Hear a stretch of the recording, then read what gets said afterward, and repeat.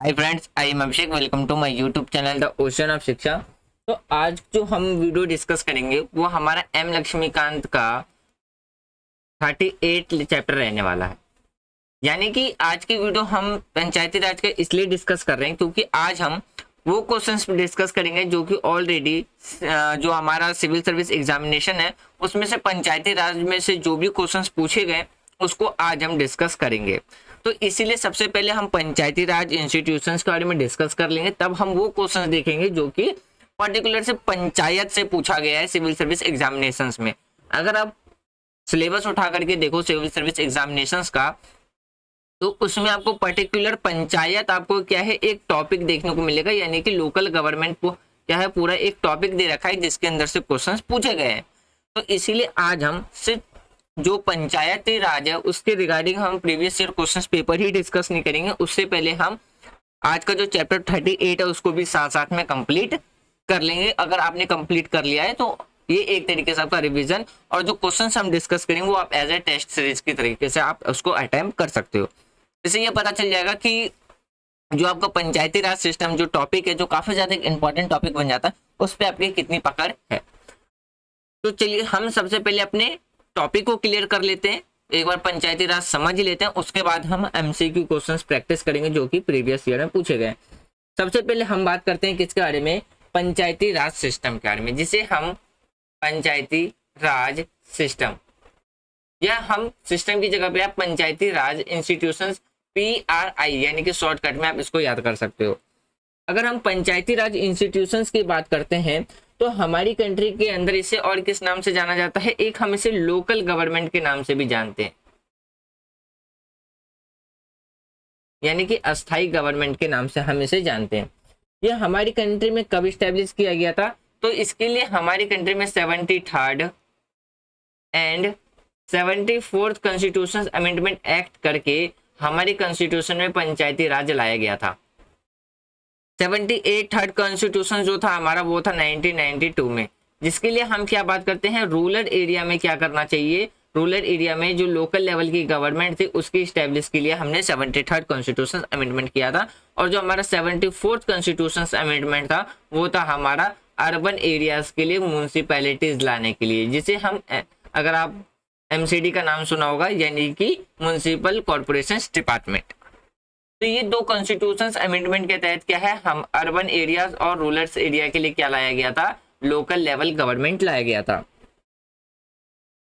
तो देखिए अगर हम बात करते हैं गवर्नमेंट की जो लेवल्स हैं, सबसे पहले जैसे ही अगर लोकल लेवल जैसे गवर्नमेंट जैसे ही हमारे कॉन्स्टिट्यूशंस में ऐड किया गया तो हमारी गवर्नमेंट कितने लेवल पे बन गई, 3 लेवल पे बन गई। पहला था हमारा government of India, government of India जिसे हम यूनियन गवर्नमेंट या आप सेंट्रल गवर्नमेंट भी कह सकते हो। उसके नीचे आ गया था हमारा स्टेट गवर्नमेंट, स्टेट गवर्नमेंट। फिर आ गया हमारा तीसरे लेवल पे लोकल गवर्नमेंट, यानी कि डिवीजन, डिविजन के बाद कह सकते हो डिस्ट्रिक्ट, डिवीजन, डिस्ट्रिक्ट। और इस तरीके से जो गवर्नमेंट का जो लेवल था वो बढ़ता चलेगा। डिस्ट्रिक्ट लेवल पे हमें क्या देखने को मिला, लोकल गवर्नमेंट, जिसे हम कहते हैं रूरल लेवल गवर्नमेंट। यानी कि जैसे ही हमारी कंट्री में पंचायत आया तो क्या हो गया, पंचायत के आते ही हमारी गवर्नमेंट, हमारी कंट्री में जो गवर्नमेंट थी वो कितने लेवल की हो गई, 3 लेवल पे आ गई। तो एक था सेंट्रल, एक था सेंट्रल से स्टेट, स्टेट से लोकल लेवल। तो आज के टाइम पे हमारी कंट्री में कितने लेवल की गवर्नमेंट है, 3 लेवल की सरकारें है। यही चीज अर्बन एरियाज के लिए भी था। अर्बन के लिए क्या हो गया था, हमारे पास म्यूनसिपैलिटीज आ गया, जिसे हम अर्बन लोकल गवर्नमेंट कहते हैं।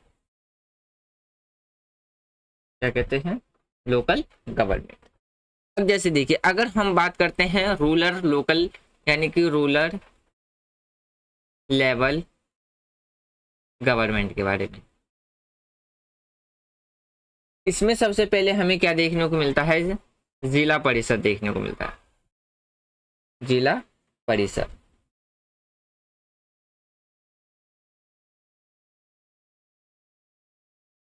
उसके बाद आपको जिला परिषद के बाद आपको देखने को मिलेगा ब्लॉक लेवल, ब्लॉक लेवल, या आप इसे कह सकते हो पंचायत समिति,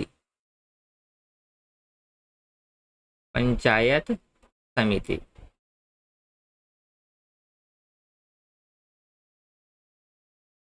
और फिर आपको देखने को क्या मिलेगा, विलेज लेवल, जिसे हम ग्राम पंचायत भी कहते हैं, विलेज, यानी कि जिसे हम क्या कहते हैं, ग्राम पंचायत। तो ये 3 लेवल की आपको लोकल लेवल पे क्या है, आपको पंचायत देखने को मिलेगा, जिसे हम क्या कहते हैं, 3 टायर कहते हैं, 3 टायर लेवल। यहाँ से भी क्वेश्चंस निकल के आए, इसको हम जब हमारी ये डिस्कशंस खत्म हो जाएगा तब उसके बाद हम समझेंगे। अब देखिए ये समझ में आ गया। अगर हम बात करते हैं आर्टिकल 243, आर्टिकल 243, 243 ए से लेकर के, यानी कि आर्टिकल 243 से लेकर के आर्टिकल 243 ए से लेकर के आर्टिकल 243 एम तक, 243 एम तक में आपको क्या देखने को मिलेगा, रूरल यानी कि पंचायत के बारे में देखने को मिलेगा। रूरल एरिया के लिए जो गवर्नमेंट थी पंचायत, उसके बारे में आपको देखने को मिलेगा। अब आर्टिकल के अंदर क्या क्या मेंशन है, इसको हम आगे डिस्कस करेंगे। सबसे पहले आप ये समझ लीजिए इसके आगे के पॉइंट्स को। अगर हम बात करते हैं जो हमारा पंचायत का जो स्ट्रक्चर है वो किस तरीके से है, अगर हम पंचायत के स्ट्रक्चर्स की बात करते हैं तो आप यहाँ पे लिख सकते हैं या structure of panchayat,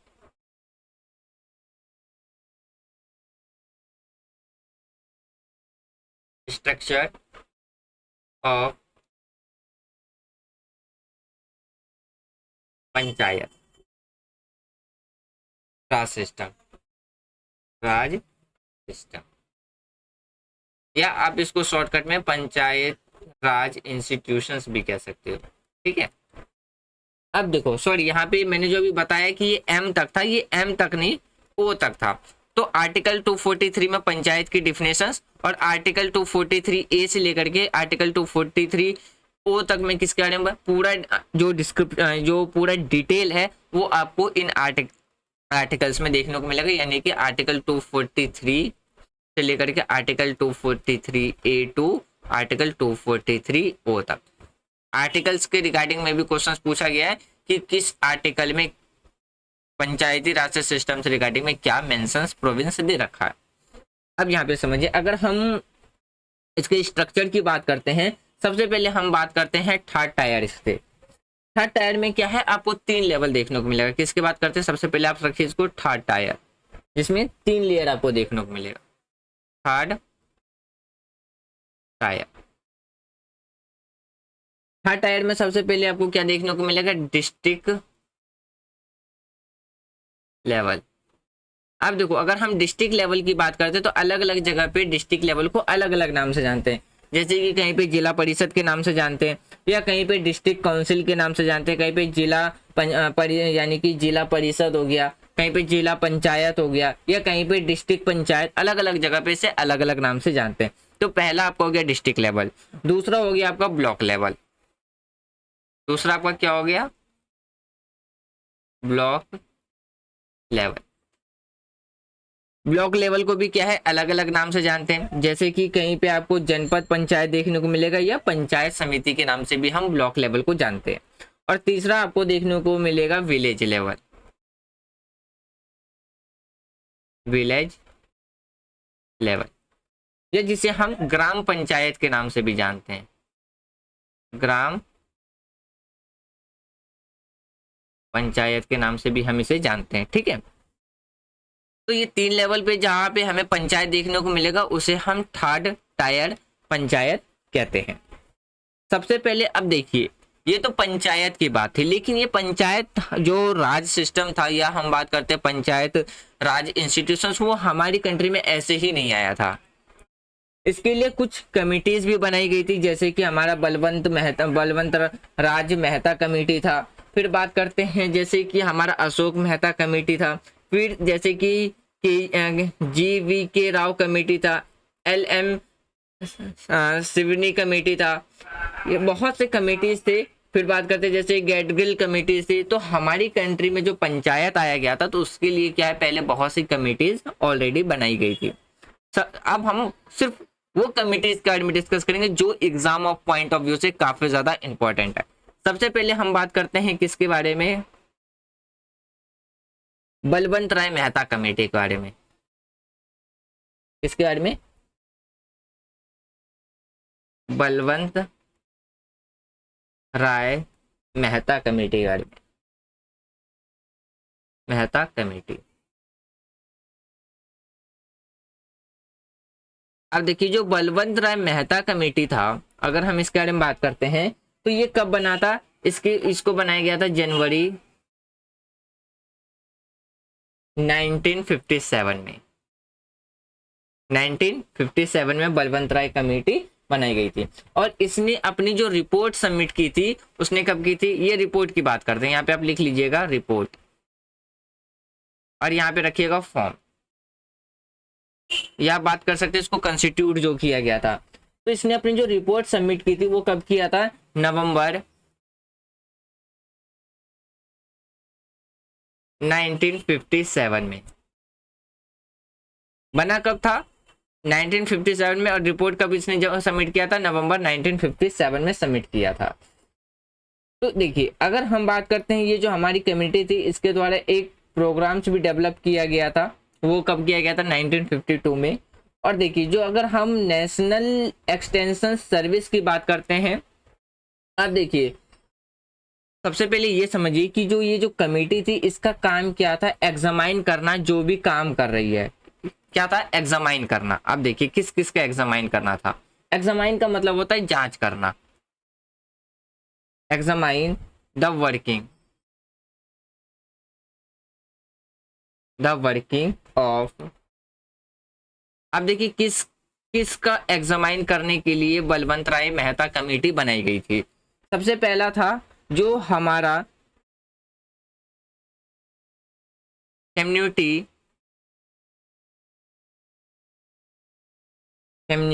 development programme,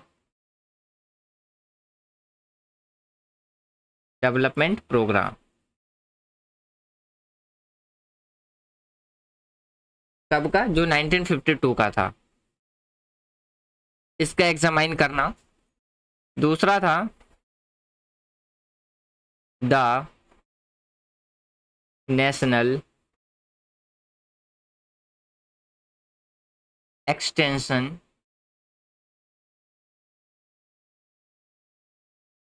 service,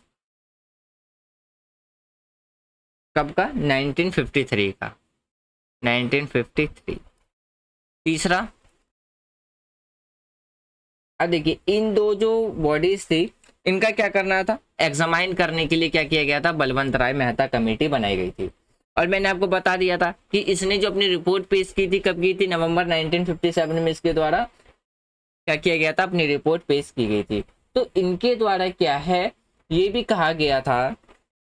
अब देखिए इनके द्वारा एक रिकमेंडेशंस भी दिया गया था रिपोर्ट पेश करने के बाद। अब देखो इनके द्वारा जो रिकमेंडेड किया गया था वो क्या किया गया था, अगर हम इनकी रिकमेंड, अब देखो जो रिकमेंडेड किया गया था वो क्या किया कि जो हमारी स्कीम यानी कि जो हमारा डेमोक्रेटिक डिसेंट्रलाइजेशन की जो स्कीम है इसकी इस्टेब्लिशमेंट के लिए क्या है, इनके द्वारा रिकमेंडेशंस दिया गया था। अब देखो इसमें क्या था, अगर हम डेमोक्रेसी की बात करते हैं, देखो यहाँ पे मैंने अभी बोला कि डेमोक्रेटिक को क्या करना था, डिसेंट्रलाइजेशन का मतलब होता है कि एक तरीके से विकेंद्रीकरण यानी कि पावर को ऊपर से नीचे तक सेपरेट डिवाइड कर देना। तो यहाँ पे इनके द्वारा क्या है, थर्ड टायर जो पंचायत राज सिस्टम है उसके बारे में बात रखी गई थी। किस बारे में, ये रहा आपका थर्ड टायर पंचायत के बारे में, ठीक है। तो इसमें देखिए राजस्थान एक पहला स्टेट था, राजस्थान फर्स्ट स्टेट जिसने पंचायती राज को क्या कर रखा था, एडॉप्ट यानी कि इस्टेब्लिश कर दिया था अपने राज्य में। तो यहाँ से भी क्वेश्चंस निकल के पूछा ऑलरेडी सिविल सर्विस एग्जामिनेशंस में कि किस स्टेट के द्वारा, यानी कि ऐसा कौन सा पहला स्टेट है जिसके द्वारा जो पंचायती राज है उसको इस्टेब्लिश किया था। तो इसका आंसर था हमारा राजस्थान। फिर देखिए अगर बात करते हैं इस स्कीम के बारे में जो इनएरोगेटेड किया गया था प्राइम मिनिस्टर्स के द्वारा, तो 2 अक्टूबर 1959 को क्या है नेहरू डिस्ट्रिक्ट में भी क्या है इसको इनएरोगेटेड कर दिया गया था प्राइम मिनिस्टर्स के द्वारा। फिर अगर बात करते हैं राजस्थान के साथ साथ क्या था, आंध्र प्रदेश, आंध्र प्रदेश ने भी क्या किया था, पंचायती राज को अपने स्टेट में क्या कर दिया था, इस्टेब्लिश कर दिया था 1959 में। कब किया था, 1959 में। उसके बाद अगर हम बात करें एक कमेटी और आई थी, वो थी अशोक मेहता कमेटी। कौन था, नेक्स्ट पेज पे चलते हैं, हाँ यहाँ पे देख लेते हैं। इसके बाद क्या आया था हमारा, अशोक मेहता कमेटी। अशोक मेहता कमेटी। अब देखिए अशोक मेहता जो कमेटी था वो किसके द्वारा बनाया गया था, जो हमारी जनता सरकार थी उस टाइम पे, तो उनके द्वारा अशोक मेहता कमेटी बनाई गई थी। कब, तो दिसंबर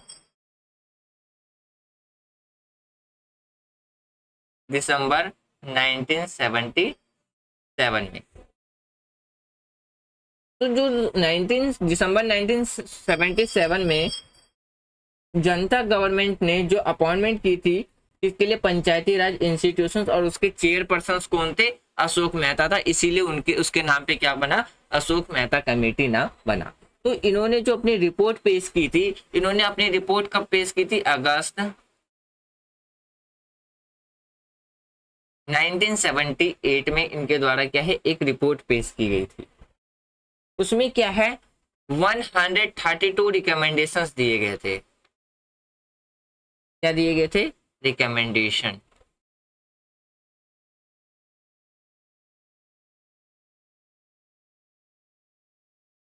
अब देखो 132 जो रिकमेंडेशंस दिया गया था, तो उसमें से क्या था, उसमें ये कहा गया था कि जो 3 टायर सिस्टम है पंचायत की, उसको क्या कर देना है, रिप्लेस कर देना है। तो उसकी जगह पे क्या करना है, 2 टायर पंचायत कर देना है। तो ये रिकमेंडेशंस किसके द्वारा दिया गया था, अशोक मेहता कमेटी के द्वारा दिया गया था। क्या कहा गया था कि जो हमारी 3 टायर जो पंचायत सिस्टम है, 3 टायर पंचायत सिस्टम जो है उसको क्या कर देना है, रिप्लेस करके सेकेंड टायर पंचायत लाना है। क्या करना है, सेकेंड यानी कि 2 टायर पंचायत लाना है। अब फ्रेंड्स यहाँ पे टायर्स का मतलब वो व्हीकल्स में यूज होने वाला टायर समझना, यहाँ पे टायर्स का मतलब है लेवल एक तरीके से। तो उसके बाद भी कुछ कमिटीज और बनाई गई थी, जैसे कि हम बात करते हैं जीवी के कमेटी, ये भी आप याद रख सकते हैं, GKV राव कमेटी। फिर उसके बाद बनाया गया था हमारा LM Seoni committee, Seoni committee. फिर उसके बाद और कौन से कमिटीज बनाए गए थे, फिर बात करते हैं थंगोन कमेटी, थंगोन कमेटी। फिर बनाया गया था हमारा यानी कि गाडविल कमेटी,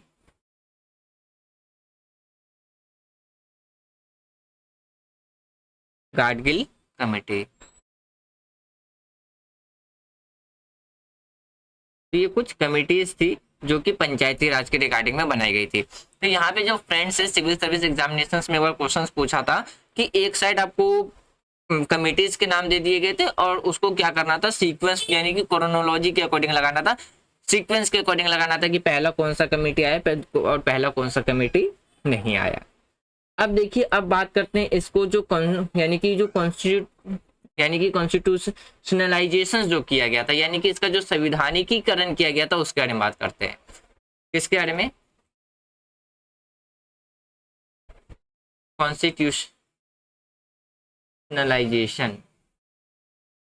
कॉन्स्टिट्यूशनलाइजेशंस का मतलब है जिसे हम संविधानिकीकरण कहते हैं, कि किस तरीके से जो लोकल लेवल की जो गवर्नमेंट थी उसको संविधान के अंदर एक संवैधानिक बॉडी बनाने की जो प्रक्रिया चली थी उसको हम पढ़ते हैं। तो उसके लिए सबसे पहले जो राजीव गांधी गवर्नमेंट थी हमारी, यानी कि जब राजीव गांधी की सरकार थी, यानी कि जब हमारी कंट्री के कौन, राजीव गांधी प्राइम मिनिस्टर थे, तो उस टाइम पे एक कमेटी बनाई गई थी जिसका नाम था, पहले आप राजीव गांधी गवर्नमेंट के बारे में बात की, लेकिन जब हम राजीव गांधी कमेटी की बात करते हैं तो उनके द्वारा क्या है, 64th कॉन्स्टिट्यूशन, क्या था, 64th कॉन्स्टिट्यूशन अमेंडमेंट बिल लाया गया था, जिसमें ये कहा था लोग, यानी कि कहाँ लाया गया था, लोकसभा में। कहाँ लाया गया था, लोकसभा में। कब, तो जुलाई, ये लोकसभा है, ठीक है, ये लोकसभा कब लाया गया था, जुलाई 1989 में। तो देखिए जो जब हम संविधानिकीकरण की बात करते हैं, कॉन्स्टिट्यूशनलाइजेशन की बात करते हैं, जो हमारा लोकल लेवल की गवर्नमेंट है, ये प्रोसेस होता है राजीव गांधी गवर्नमेंट के टाइम से स्टार्ट। तो राजीव गांधी के द्वारा क्या है, 64th कॉन्स्टिट्यूशन अमेंडमेंट बिल लाया गया था, कहाँ पे, लोकसभा में। तो कब, जुलाई 1989 में। उसके बाद क्या है, हम बात करते हैं किसके बारे में, जब वीपी सिंह गवर्नमेंट,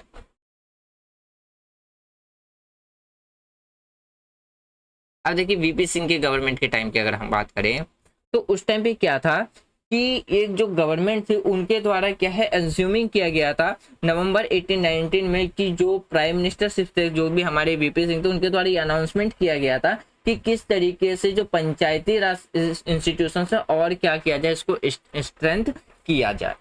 कब, तो ये बात थी नवंबर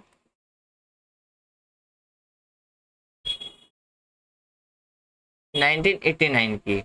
और उस टाइम पे और देखिए यहाँ जुलाई था, यहाँ नवंबर था, तो मतलब कुछ मंथ का ही डिफरेंस इसमें था। तो उनके द्वारा ये अनाउंस किया गया था कि किस तरीके से और हम वो स्टेप्स उठा सकते हैं कि पंचायती राज को क्या किया जाए, स्ट्रेंथ किया जाए, स्टेप फॉर स्ट्रेंथ।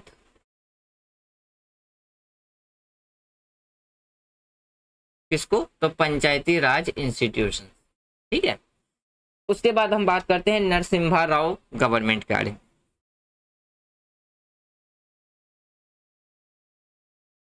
किसके, सॉरी, नरसिम्हा राव गवर्नमेंट।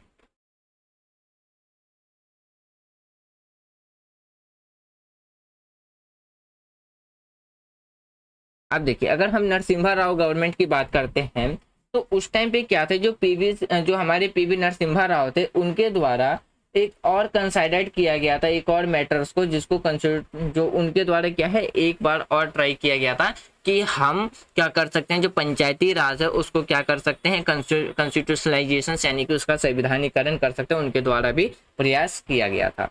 अब उसके बाद देखिए फाइनली क्या था, एक बिल इमर्ज हुआ था, वो था 73rd कॉन्स्टिट्यूशन अमेंडमेंट बिल। तो फाइनली क्या हुआ था, अगर हम बात करते हैं, एक बिल था, बिल्स फाइनली इमर्ज्ड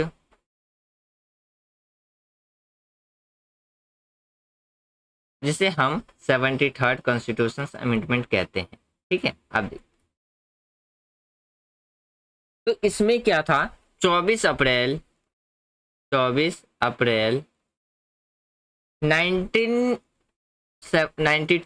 1992 में क्या था, हमारे कॉन्स्टिट्यूशन अमेंडमेंट एक्ट किया गया था, जिसमें क्या था, पंचायती राज सिस्टम को, या आप बात कर सकते हैं पंचायती राज इंस्टीट्यूशंस को एक कॉन्स्टिट्यूशनल बॉडी बना दिया गया।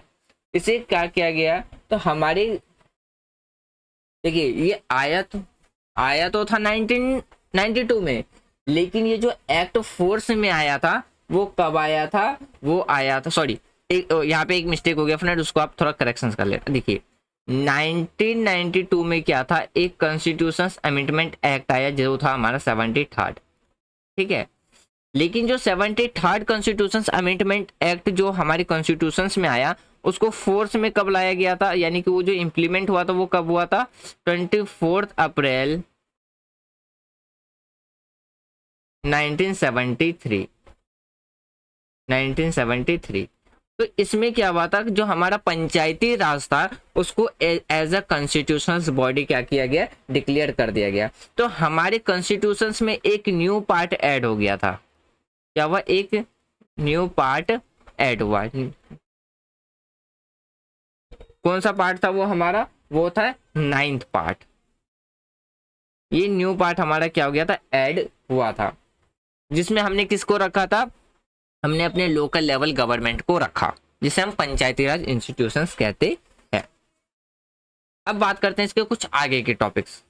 तो उसके बाद क्या था, जैसे ही हमारे कॉन्स्टिट्यूशंस में एक न्यू पार्ट ऐड हुआ, तो उसमें आर्टिकल 243 से लेकर के आर्टिकल 243 ओ तक क्या है, आर्टिकल जो था वो किसके लिए रखा गया था, पंचायती राज के लिए रखा गया था।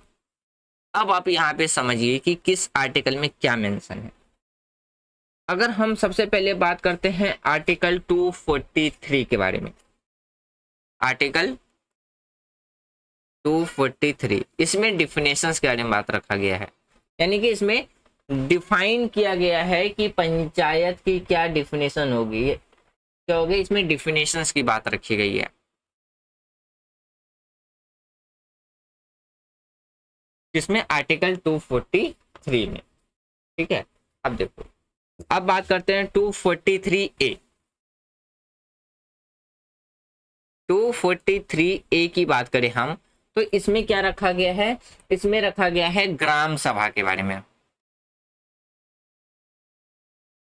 इस बारे में ग्राम सभा। आर्टिकल 243B, 243B में क्या रखा गया, constitutions of panchayat, constitution of panchayat.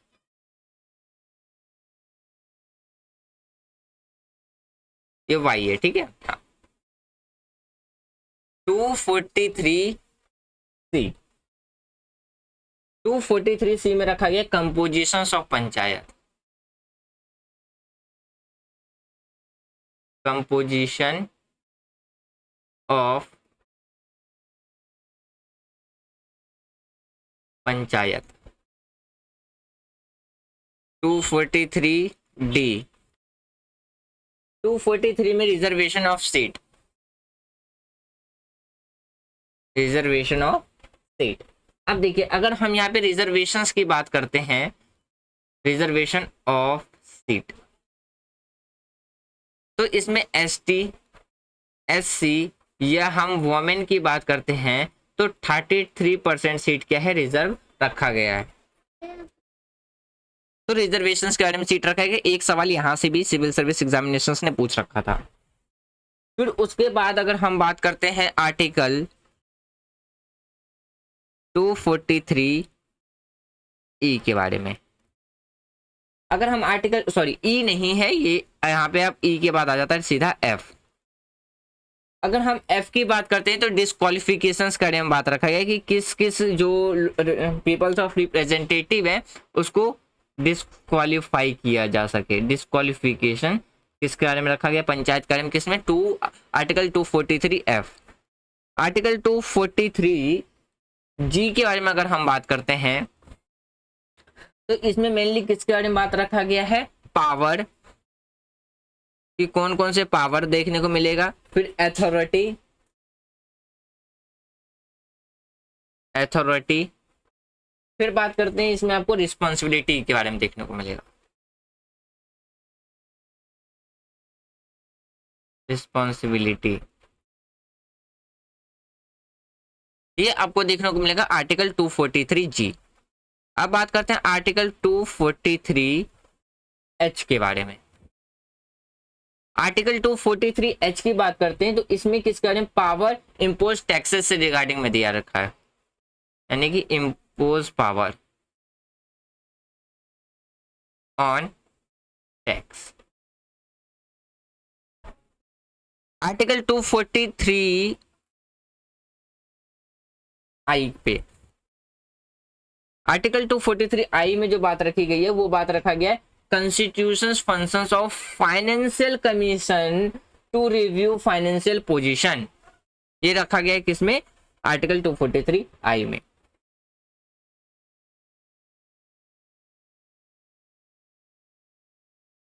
Constitution of finance commission, FC मतलब यहाँ पे फाइनेंस कमीशन है, टू रिव्यू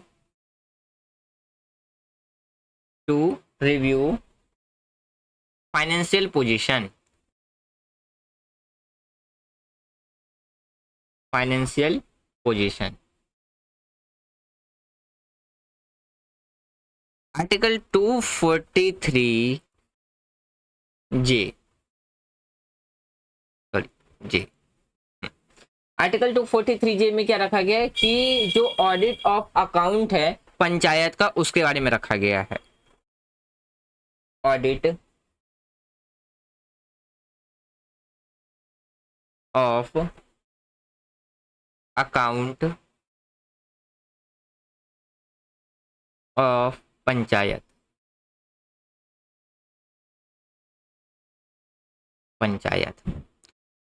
आर्टिकल 243 के, आर्टिकल 243 के में है इलेक्शंस ऑफ पंचायत, यानी कि जो इलेक्शंस के रिगार्डिंग में क्या प्रोसेस होगा, किस तरीके से इलेक्शंस लड़ा जाएगा, ये किस में रखा गया है, आर्टिकल 243 के में। अब बात करते हैं आर्टिकल 243 एल। 243 एल में क्या रखा गया है, applications of union territories, applications of union territories. Article 243 M, article 243 M में क्या देखने को मिलेगा कि किस पार्ट पे ये इम्प्लीमेंट नहीं होता है, किस एरियाज में ये इम्प्लीमेंट नहीं होता, उसके बारे में, यानी कि part not, sorry part 2, sorry एक मिनट फ्रेंड, यहाँ पे ना आप करेक्शन कर लेना,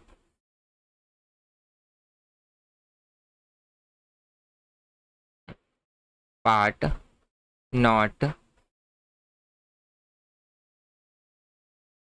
to apply to centre area, to certain area, ये आपको देखने को मिलेगा आर्टिकल 243 एम में। अब देखिए आर्टिकल 243 एन में आपको क्या देखने को मिलेगा, आर्टिकल 243 एन, आर्टिकल 243 एन की बात करते हैं तो इसमें आपको वो देखने को मिलेगा constituencies of existing law and panchayat,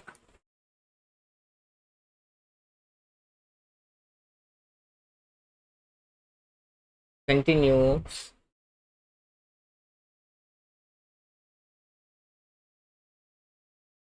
of existing law and panchayat,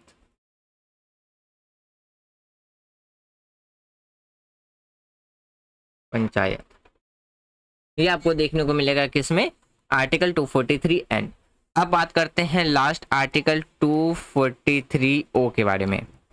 article 243 ओ में क्या दे रखा है, bar of interference by court in electoral matter, ये आपको किस में देखने को मिलेगा, ओ में, bar to interference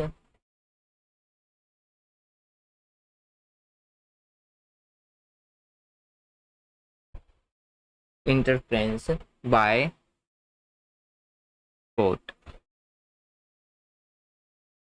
in elections matter, यानी कि जो भी इलेक्शंस मैटर्स के रिगार्डिंग जो भी प्रॉब्लम्स है वो इसमें क्या कर सकता है, कोर्ट इंटरफेयर कर सकता है।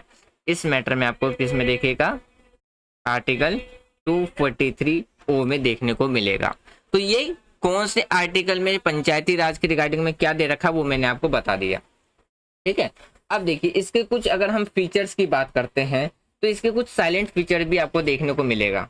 साइलेंट फीचर्स में आपको क्या देखने को मिलेगा, जैसे कि आपका ग्राम सभा हो गया, यहाँ पे रख सकते हो silent feature, silent feature. Salient features में आपका जैसे कि ग्राम सभा हो गया, 3 टायर सिस्टम हो गया, फिर elections of members and chairpersons हो गया, रिजर्वेशन ऑफ सीट हो गया, ड्यूरेशन ऑफ पंचायत हो गया, डिस्क्वालिफिकेशंस हो गया। स्टेट इलेक्शंस कमीशन क्या करता है, पंचायती राज के इलेक्शंस को कंडक्ट कराता है। यहाँ पे कंफ्यूज मत होना, अगर हम सेंट्रल लेवल के इलेक्शंस कमीशन की बात करते हैं तो वो सारे इलेक्शंस कंडक्ट कराता है, सिर्फ पंचायत को छोड़ करके। पंचायत लेवल का जो इलेक्शन है वो कौन कराता है, स्टेट लेवल का जो इलेक्शंस कमीशन होता है वही इलेक्शंस कंडक्ट कराता है। अब देखिए इसमें कुछ पॉइंट्स ये, कुछ टॉपिक्स ये याद रखिएगा कि जो डीपीएसपी का जो फंक्शन है, पंचायती राज इंस्टीट्यूशंस का जो फंक्शंस है वो कहीं ना कहीं आपको किस में देखने को मिलेगा, डीपीएसपी के अंदर भी देखने को मिलेगा, जिसमें एक सिंबल आपको देखने को मिलता है किस बारे में, सेल्फ गवर्नमेंट। जब मैंने डीपीएसपी वाला चैप्टर डिस्कस किया था तो उसमें भी आपको क्या है, गांधीयन प्रिंसिपल था, तो उसमें सेल्फ गवर्नमेंट का कंसेप्ट कहीं ना कहीं मेंशन उसमें था। फिर देखिए जब हमारी जो कॉन्स्टिट्यूशंस के अंदर जो हमारा पंचायती राज इंस्टीट्यूशंस उसको ऐड कर दिया गया, पंचायती राज इंस्टीट्यूशंस को एज अ कॉन्स्टिट्यूशनल बॉडी बना दिया गया, तो इसको किस में रखा गया, हमारे कॉन्स्टिट्यूशंस के 11th शेड्यूल में रखा गया। किसमें रखा गया, 11th शेड्यूल में। और 12th शेड्यूल में क्या है, तो उसमें म्युनिसिपल पायलट यानी कि उसमें म्युनिसिपल के बारे में बात रखी गई है। तो फ्रेंड्स ये था हमारा पंचायती राज। अब हम इसके कुछ क्वेश्चंस को प्रैक्टिस करते हैं। ठीक है, चलिए देखते हैं कुछ क्वेश्चंस इसके क्या क्या है। पहला जो क्वेश्चन है, यहाँ पे हम पेन का कलर चेंज कर लेते हैं। अब देखिए अब यहाँ पे मैंने आपको पूरा समझा दिया है। अब मैं उम्मीद करता हूँ कि आज की जो वीडियो होगी, अब जो हम क्वेश्चंस प्रैक्टिस कर रहे हैं वो आप एज ए टेस्ट की तरह करना। अगर किसी टॉपिक को समझने के बाद, डिस्कस करने के बाद अगर हम उसका तुरंत कुछ क्वेश्चंस प्रैक्टिस करें तो अच्छे लंबे समय तक वो टॉपिक याद रहता है। फिर देखिए जो पहला क्वेश्चन है वो इनमें से क्या कह रहा है कि जो लोकल गवर्नमेंट के रिगार्डिंग में, यानी कि भारत के अंदर जो हमारी कंट्री के अंदर जो लोकल लेवल की गवर्नमेंट है उसके रिगार्डिंग में हमारे पास 4 स्टेटमेंट है। उन 4 स्टेटमेंट में से कौन सा स्टेटमेंट इनकरेक्ट है। पहला स्टेटमेंट कहता है अकॉर्डिंग टू कॉन्स्टिट्यूशन, यानी कि अगर हम अपने भारतीय संविधान की बात करते हैं तो इसके अकॉर्डिंग क्या है, जो लोकल गवर्नमेंट है वो क्या है, एक इंडिपेंडेंट जो टायर है वो नहीं है, यानी कि फेडरल सिस्टम के अंदर वो क्या है, एक इंडिपेंडेंट जो टायर्स है वो नहीं है। हिंदी में बात करते हैं, भारतीय संविधान के अनुसार जो हमारी लोकल स्थानीय सरकार है वो संघ व्यवस्था में से एक स्वतंत्र स्तर नहीं है। पहला स्टेटमेंट। दूसरा स्टेटमेंट कहता है कि हमारे कॉन्स्टिट्यूशन के अंदर वुमेन्स के लिए जो सीट रिजर्व किया गया है वो मात्र 30% ही सीट रिजर्व किया गया। और अभी अगर आप थोड़ा सा दिमाग में जोर डालें तो मैंने आपको क्या बताया था कि वो 30% नहीं 33% है। कितना है, 33%। तो आपका ये स्टेटमेंट क्या हो जाएगा, गलत हो जाएगा। तीसरा ऑप्शन देख लेते हैं एक बार कि जो लोकल गवर्नमेंट है वो finances are to be provided by the commission. अब ये देखिए मैंने आपको इसके रिगार्डिंग में कॉन्स्टिट्यूशन आर्टिकल भी बताया था। अब वो कौन सा कॉन्स्टिट्यूशन आर्टिकल था जो फाइनेंसेस के रिगार्डिंग में था वो आपको कमेंट बॉक्स में बताना है। यानी कि स्टेटमेंट ये कहता है कि स्थानीय सरकार क्या है, जो फाइनेंशियल कमीशन आयोग के द्वारा ही क्या है, फाइनेंशियल असिस्ट दिया जाएगा। इलेक्शंस जो होगा लोकल बॉडीज का वो किसके द्वारा किया जाएगा, डिटरमाइंड बाय द कमीशंस के द्वारा, इलेक्शंस कमीशंस के द्वारा। यानी कि स्थानीय जो निकाय हैं, यानी निकायों का जो चुनाव है एक आयोग के द्वारा निर्धारित किया जाएगा। ये भी मैंने बताया था किसके द्वारा किया जाएगा, ये स्टेट लेवल का जो इलेक्शंस कमीशन होगा उसके द्वारा कंडक्ट कराया जाएगा। तो इसका जो राइट आंसर आपको देखने को मिलेगा ना वो मिलेगा ऑप्शन बी। यानी कि हमारा दूसरा स्टेटमेंट इनकरेक्ट है, बाकी हमारे तीनों के तीनों स्टेटमेंट क्या है, करेक्ट है। तो आप यहाँ पे आंसर देख सकते हैं, इसका ऑप्शन बी क्या है, करेक्ट आंसर। नेक्स्ट क्वेश्चन देखते हैं। अगला जो क्वेश्चन है उसमें आपको बताना है कि जो हमारा पंचायती राज सेटअप है वो क्या है, या जो हम बात करते हैं जो हमारा सिस्टम ऑफ गवर्नेंस है पंचायती राज सिस्टम के अंदर वो क्या है।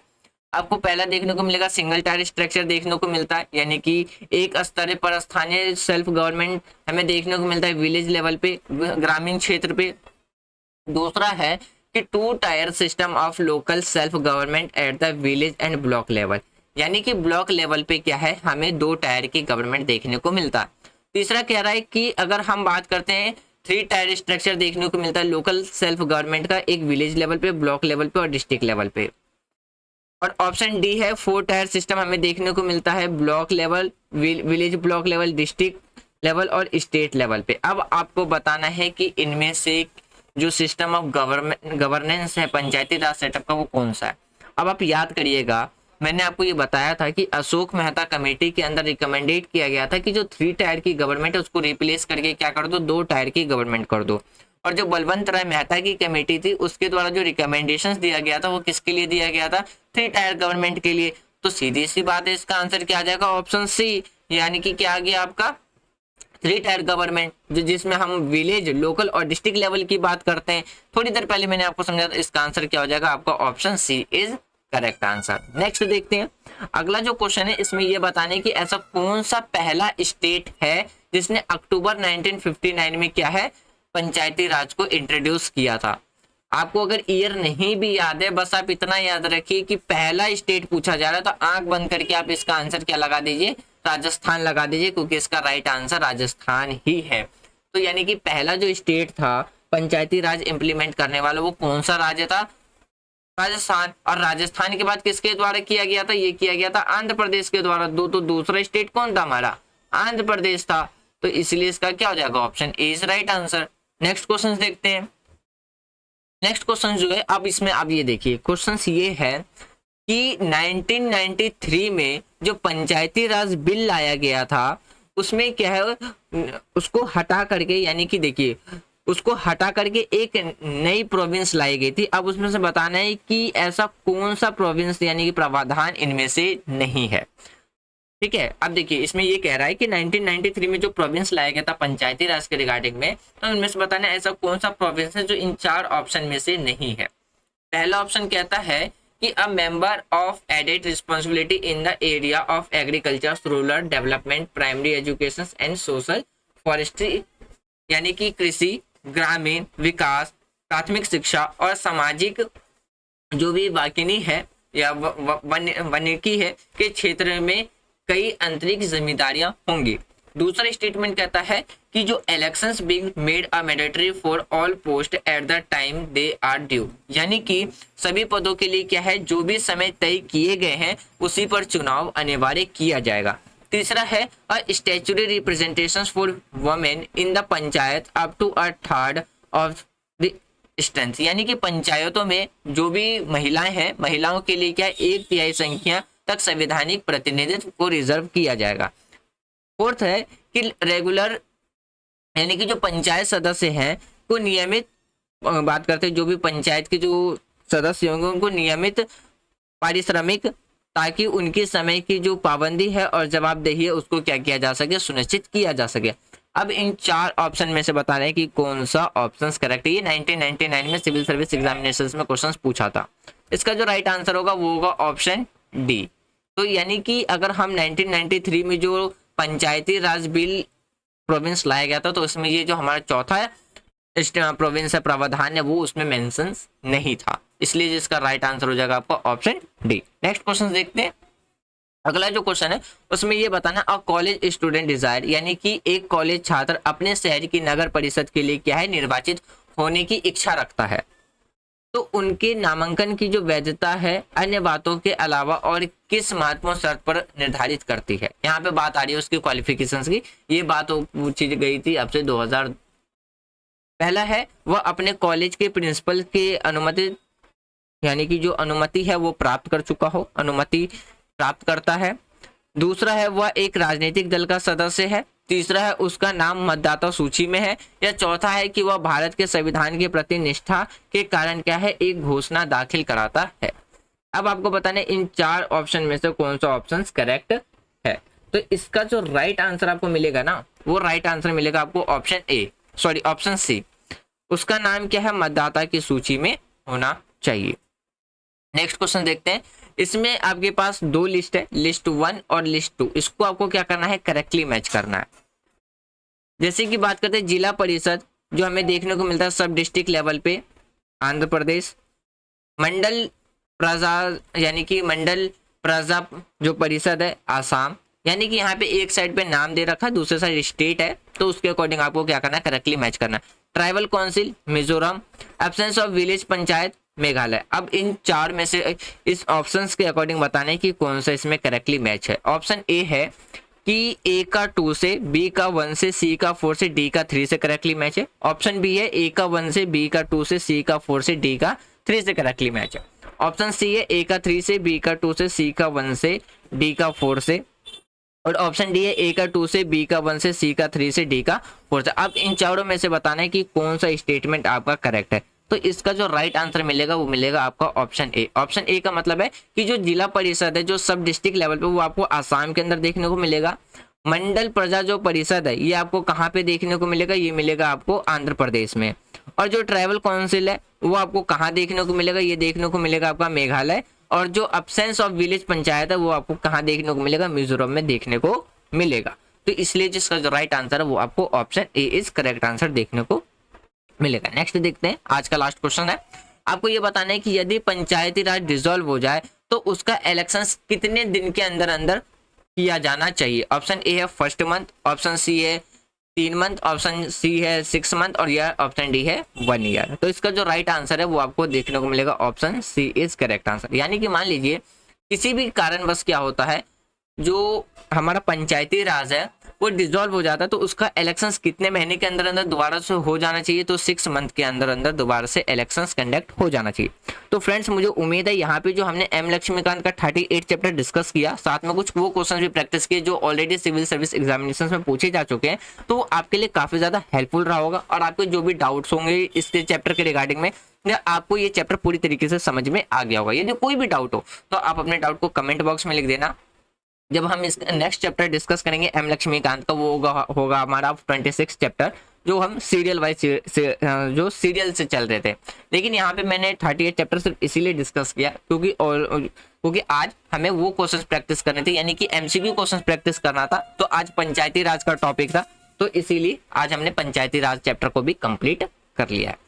कोई भी डाउट हो तो आप कमेंट बॉक्स में लिख देना, तो कोशिश किया जाएगा कि आपके जो डाउट्स हैं वो क्लियर कर दिया जाए। वीडियो के रिगार्डिंग में कोई भी सजेशंस देना है तो कमेंट बॉक्स ओपन है, आप कमेंट बॉक्स में भी दे सकते हैं। यदि वीडियो पसंद आ रही है तो आप वीडियो को लाइक कर सकते हैं, शेयर कर सकते हैं, एंड चैनल को सब्सक्राइब कर सकते हैं। Thanks for watching friends, take care, जय हिंद।